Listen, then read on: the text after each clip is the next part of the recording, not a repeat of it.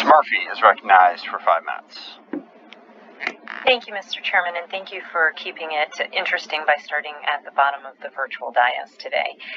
Thank you to the witnesses for your testimony and your service to our country.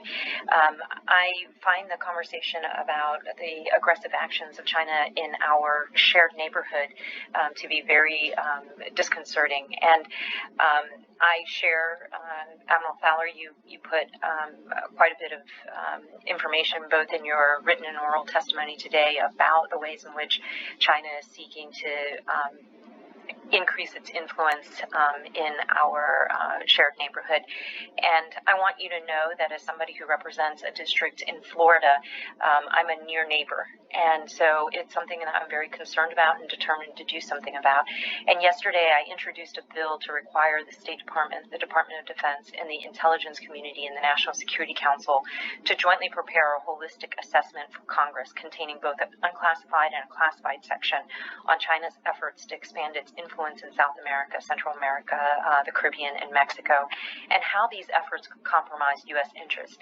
You know, I think it goes to what we need this assessment so that we can answer the question that the ranking member is posing about precisely what military, diplomatic, and economic activities China is conducting in the region, and then how we prioritize our response.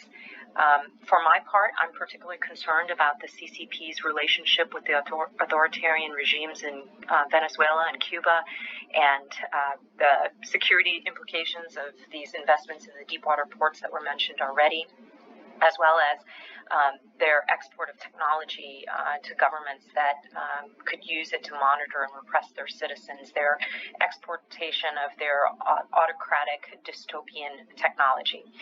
But, you know, budget aside, what are 3 specific things that you think the U.S. should be doing, which we're not currently doing, to combat China's malign activities? Admiral? Thank you for the question. Importantly, thanks for visiting with SOUTHCOM and Special Operations Command South this week to hear up front their concerns and challenges and opportunities. The whole of government solutions, whole of nation solutions are so important here, and there is more to do working together, both in prioritization and coming up with actionable steps. And you highlighted the importance of whole of government steps. Within the department, I cite the 1% intelligence. We have to leverage data, big data, machine learning, and AI in an innovative way that recognizes that the threats are stealing that. And as a nation of laws, we rightly have to buy it and protect it, but we need to leverage it in a way that represents the 21st century within the department. It goes along with my shipmate Glenn Van Herk's comment about all domain awareness and how we tie this all together holistically so we can make decisions based on what the threat is doing, not what the threat did years and years ago. And then finally, back to being on the field to compete, the right level of presence. Recent trip to Guyana, massive untapped oil reserves. ExxonMobil's in there in a big way. It's a complicated partnership with China. China is leveraging it, a country with a 50% disputed border. Florida National Guard, state partner, is the main muscle mover for things that we're doing in Guyana. And so how do we best leverage all our elements in the DoD with the right authorities? I think there's more that we could offer our Guard and Reserve in that regard to help us get in there and compete day in and day out. Thank you. And speaking of whole of government approaches, with regards to the rise in transnational criminal organizations, are there lessons that can be learned from our decades in CVE? And then do you believe that we are approaching the transnational criminal organizations in the right way with law enforcement in the lead?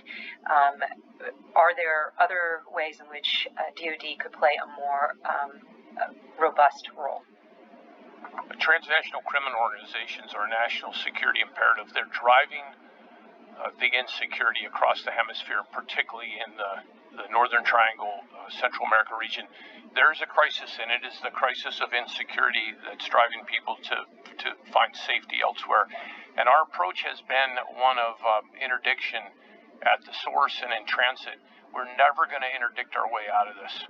We've got to adopt and adapt some of the lessons that we've learned a hard way over a generation in the counterterrorism fight to model the networks and then take a network approach to get after the center of gravities.